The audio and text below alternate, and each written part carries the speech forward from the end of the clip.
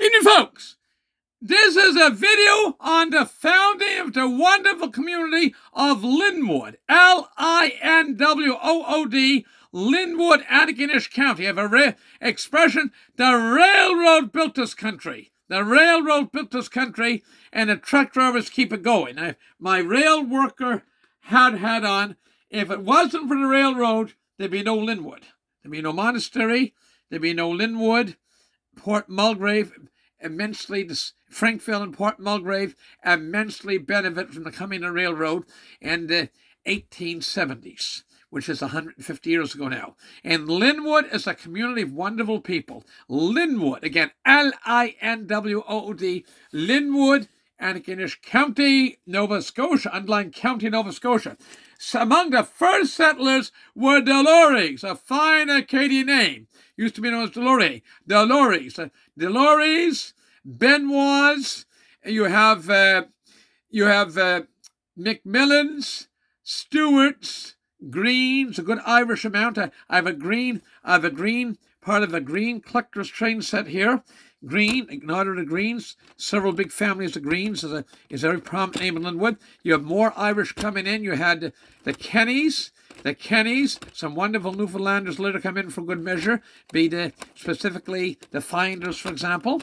All these people contribute to the fabric of the beautiful Antigonish, Petty Paws. They all, some say Bic, some say Petty Paw, whatever your choice.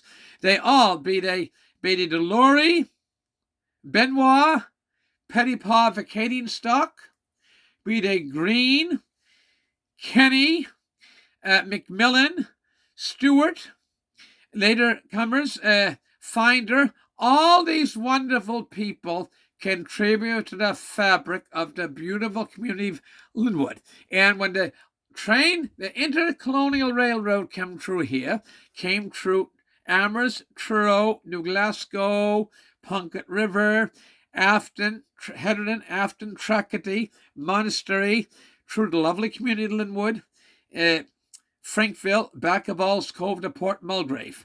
You had the mail ran. So people had regular mail service then, rather than depending on horses. Okay, and somebody with a saddle pack on them. They had the rail brought the mail, a regular mail service, and brought the telegraph. It brought passenger service, and it brought people closer together.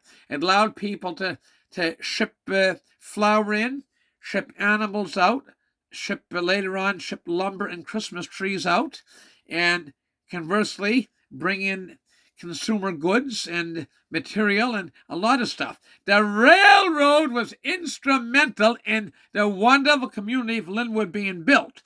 And this is my brief, going to plagiarize the term, brief but spectacular commentary on how Linwood was founded. It's a tribute to the men that built that railroad line and ran it, and the construction workers and the women and the wives and husbands and descendants of those original settlers: Delores, Benoit, Petty Paw, Kenny, Antigonish, Greens, Finder, Stewarts, McMillans, and lots of other fine folks. So with that, I got to go. I wish you all the best. God bless. God bless the wonderful people in Linwood. God bless the Benoits and Delores, and got me a drive home here tonight. Wasn't for them, I'd still be standing along the road. And they're wonderful people. And God bless the railroad. Where would we be without the railroad in this country? And later years, when the Kansas Causeway came, Linwood Railroad junction off to go through Cape Jack, Harbour Bushy, All's Cove, and across the Kansas Causeway. So now we refer to, after you leave Monastery, you get to Linwood Junction. And within a couple of years, I fully expect we're going to see the Melford Terminal Railroad come through, an old intercolonial rail bed that went through Mulgrave. Part of that line it'll be covering. And we will have Melford terminals. So there's better days ahead. There's no need for our young people to leave. There is already and continue to be lots of opportunity right in our area. Thank you very much. All the best. God bless. Good night. Bye for now.